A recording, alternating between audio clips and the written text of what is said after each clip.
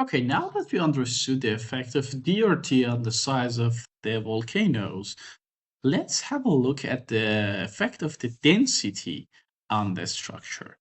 Before that, I would like to make a little bit of change on the size of our cylinder. So I'm going to isolate it and I'm going to increase it to 60 millimeters just to be able to understand the effect of the density better together, all right? So as you see here, the density is a point map.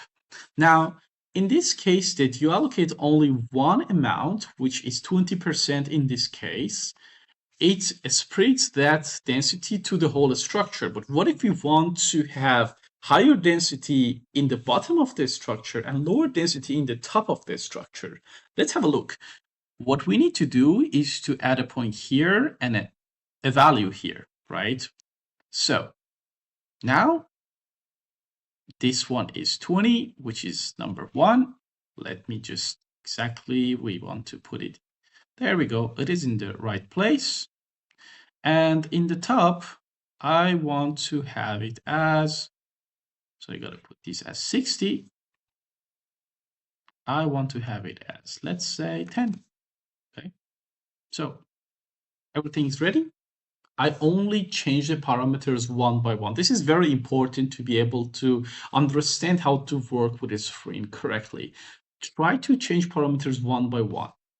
Now I would run, and here we go. Click on the Spherene implicit. We will wait for the SDK to pop up, and we will see the results in a moment.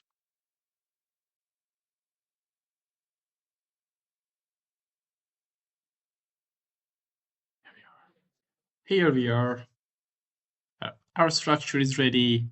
And as you can see, when I zoom in the blue part, you see more material and smaller volcanoes than the top part, which shows higher density compared to the top part. That's exactly what we were looking for.